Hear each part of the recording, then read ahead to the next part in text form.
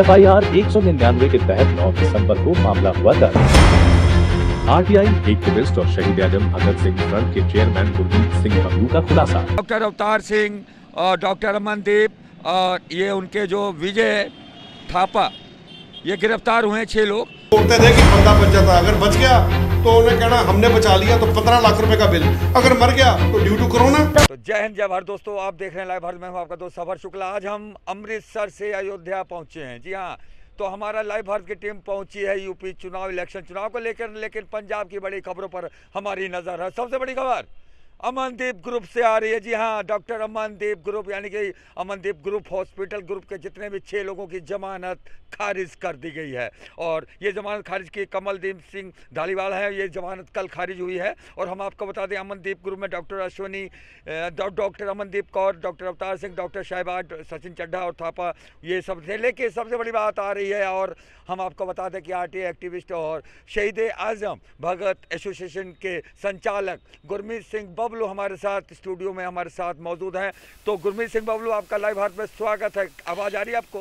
हाँ जी, नमस्कार सफर साहब, बहुत खुशी हुई कि आप अयोध्या में अपनी जिम्मेवारी को निभा रहे हैं और बोर हूबहू निभा रहे हैं सर। चलिए अगला सवाल। अमनदीप हॉस्पिटल के जितने भी संचालक हैं, MD हैं और जितने भी डॉक्टर हैं, 6 लोगों की नया साल 2022, 2021 में FIR हुई 2022, अब लोहड़ी भी आने वाली है, नया साल तो बीत ही गया, जेल में ही बीतेगा। और आप कोई मांग उठा रहे हैं, आपने गृह मंत्री और प्रधानमंत्री को चिट्ठी लिखी है, क्या चिट्ठी लिखी है आपने? देखिए सफर साहब, आपके चैनल के राही मैंने बहुत कुछ उजागर किया है, लेकिन आज बहुत अफसोस के साथ कहना पड़ता है कि खाकी और खादी लोगों का विश्वास इन दोनों के ऊपर से ख़त्म हो गया हुआ है। सबसे बड़ी बात जो सी आपके चैनल की ज़रूरी है, क्योंकि मैंने पहले भी साबका CM साहब थे जो कि एक कैप्टन रहे हैं, एक्स कैप्टन रहे हैं, मैंने उनको भी बहुत चिट्ठियां लिखी कि इस मैटर को आप सीरियसली लीजिए। ECHS घोटाला एक बहुत बड़ा घोटाला है, ये बहुत बड़ा स्कैम है। इसी के साथ मैंने जो से मौजूदा जो से चरणजीत सिंह चन्नी जी हैं, इनको भी मैंने चिट्ठियाँ लिखी और मैंने इनसे कहा कि इसको भी उजागर करें क्योंकि ये बहुत बड़ा घोटाला है। लेकिन उन्होंने इस चीज़ को मायने ना रखते हुए इसको बिल्कुल उन्होंने साइड पे रखा। लेकिन मुझे खुशी है कि आज की डेट में मैं फिर वही बोलूँगा कि खादी और खाकी दोनों के ऊपर से विश्वास छूट गया है, और अब सिर्फ विश्वास है तो सिर्फ हमें मानजोग अदालत के ऊपर ही है।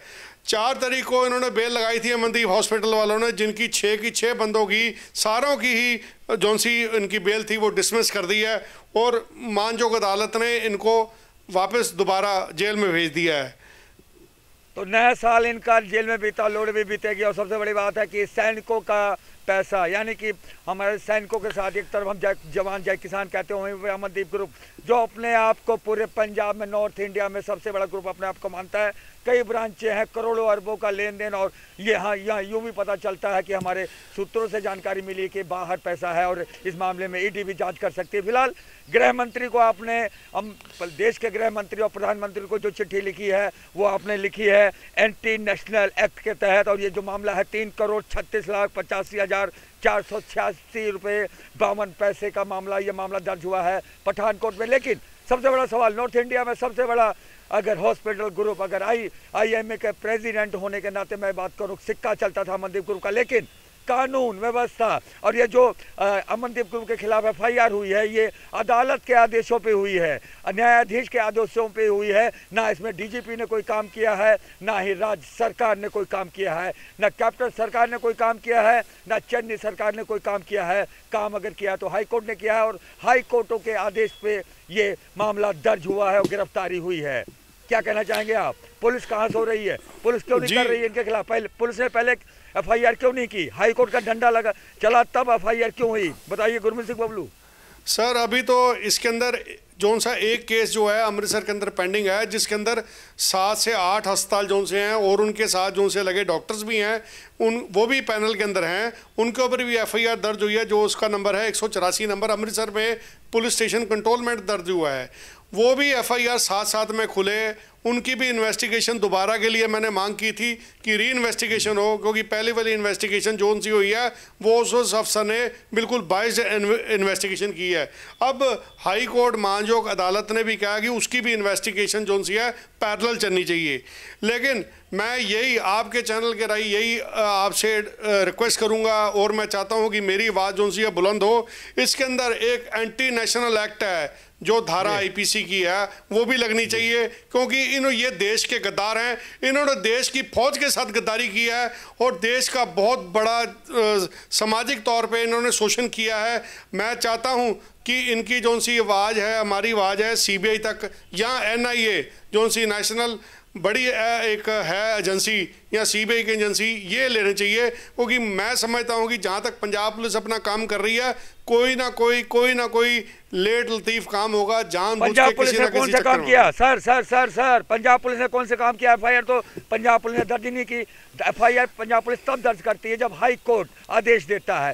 शायद न्यायाधीश दीपक, ऐसा क्या नाम है उनका, सिब्बल, जस्टिस दीपक सिब्बल जी, हाई कोर्ट के दीपक सिब्बल जी के। और सबसे बड़ी बात, उन्होंने 2 FIR में डॉक्टरों को क्लीन चिट दे गई, और यहाँ के जो ADCP2 उन्होंने पहले FIR खुद की और खुद ही क्लीन चिट दे दी, खुद ही FIR करते हैं, खुद ही जज बन जाते हैं। उस मामले में हाई कोर्ट ने दोबारा खोलने का आदेश दिए। और जो इसमें एक आपके नेता डॉक्टर निज्जर, और अगर हम बात करें तो और भी आप अलग अलग पार्टियों के नेता भी हैं, उसमें अमनदीप का नाम नहीं था। वो नाम क्यों नहीं था? इसकी जांच के लिए आपने गृह मंत्री को भी पत्र लिखा, प्रधानमंत्री को भी लिखा, लेकिन ये जांच नहीं हुई। लेकिन अब आपको लगता है आप ये जांच होगी अमनदीप ग्रुप के खिलाफ? सर बिल्कुल होगी, बिल्कुल जायज़ जांच होगी, और मैं चाहता हूं कि स्पष्ट जांच और जनतक हो सब कुछ। और मैं जो सी अमृतसर के अंदर जो सी FIR हुई है उसके अंदर कई नामी हस्ताल ऐसे हैं जिनका नाम ही नहीं लिया गया, जिनको पहले ही उन्होंने बाहर निकाल दिया था। मैं चाहता हूं कि ECHS घोटाले के अंदर जितने भी नाम हैं, जितने भी अस्पताल हैं, उनको सामने जग जाहिर किया जाए और जनतक किया जाए। और मैं यही रिक्वेस्ट आपके चैनल के राही कहूँगा कि राजनाथ सिंह जी जो हमारे मिनिस्ट्री ऑफ डिफेंस हैं, श्री अमित शाह जी जो हमारे होम मिनिस्टर हैं, मैं इनको यही रिक्वेस्ट करूंगा कि ये किसी तरह से भी ये जांच जो सी है CBI को या NIA को देनी चाहिए, क्योंकि ये घोटाला बहुत बड़ा है। ये देश के साथ गद्दारी है, देश की सुरक्षा के साथ ये मजाक किया जा रहा है। लेकिन मैं चाहता हूं कि ये जो सा जनतक किया जाए और ये आवाज़ हमारी बुलंद होनी चाहिए, क्योंकि फौजियों के साथ, अगर आर्मी के साथ ऐसा काम हो सकता है, उनकी नकली मोहरें लग के सब कुछ कागज तैयार करके कर सकते हैं, तो आप ये सोचो कि देश की सुरक्षा का सवाल है। देश का कहाँ जाएंगे हम, देशवासी कहाँ जाएंगे? बिल्कुल सही बात है गुरमीत सिंह बबलू जी, एक समय कम है, लेकिन सबसे बड़ी बात, राष्ट्रद्रोह का मामला क्यों नहीं दर्ज करती जो भी पुलिस है? जी, राष्ट्रद्रोह का मामला सर, यही तो है एंटी नेशनल एक्ट जो सी IPS की धारा, राष्ट्रद्रोह का मामला दर्ज हो, यही मांग है आपकी? हाँ जी बिल्कुल जी, वो दर्ज होनी चाहिए। साथ में दर्ज होनी है जो 420, 467, 468, 471, 120 लगी है, इसके साथ साथ एंटी नेशनल एक्ट भी साथ में लगना चाहिए, क्योंकि ये एक देश की सुरक्षा का सवाल है। इसीलिए मैं कहता हूं कि ये एक्ट साथ में लगना चाहिए। ये धारा मैं आपके चैनल के राही जस्टिस दीपक सिब्बल जी को और DGP प्रमोद कुमार जी को ये रिक्वेस्ट करूंगा कि ये धारा भी साथ में लगनी चाहिए, क्योंकि इन्होंने देश के साथ गद्दारी की है। चलिए, अगर ये पुलिस नहीं लगाते तो क्या गुरमीत सिंह बबलू हाई कोर्ट में जाके ये धाराएं लगाने के लिए आगे आएंगे? सर बिल्कुल जाऊंगा जी, मैं जाऊंगा, हाई कोर्ट जाऊंगा। चलिए, हाई कोर्ट जाएंगे तो ये आज सबसे बड़ी खबर लाइव भारत करता है फ्लैश, क्योंकि सबसे पहले लाइव भारत ने ECHS घोटाले का पर्दाफाश किया। उसके बाद में अमनदीप की बात करें तो डॉक्टर अमनदीप के खिलाफ हमने नहीं, सिस्टम के खिलाफ हमने खबरें लगाई और बात आगे बढ़ गई। और आगे बात इतनी बढ़ी है कि अब अमनदीप का पूरा परिवार, यानी कि उनके बेटा और दोनों मियाँ बीबी के साथ साथ एक डॉक्टर, एक मैनेजर और कई लोग ऐसे हैं जो जेल के सलाखों के पीछे हैं और अभी तक उनको जमानत खारिज कर दी। अब हाई कोर्ट का ही दरवाजा खटखटाएंगे। तो ये बड़ी खबर थी। गुरमीत सिंह बबलू, आपका लाइव भारत के स्टूडियो में और स्पेशल बातचीत करने के लिए बहुत बहुत धन्यवाद। धन्यवाद आपका भी सफर साहब कि आप यूपी में बैठे हमारी अमृतसर की खबरें और लाइव कवरेज दे रहे हैं sir. Thank you so much. बहुत बहुत बड़ी बात है। सबसे बड़ी बात है कि ये देश हमारा है और देश में लाइव भारत देश का है और देश के लिए हम सच बोलते हैं, सच के सिवा कुछ नहीं बोलते। तो स्पेशल रिपोर्ट अमृतसर से श्री अयोध्या धाम पहुंचने पर श्री अयोध्या धाम से कैलाश प्रजापति के साथ सफर शुक्ला की रिपोर्ट। जय हिंद, जय भारत। साथ में अमृतसर से हमारे journalist head videographer Sukhwinder Singh Kohli की रिपोर्ट। जय हिंद, जय भारत।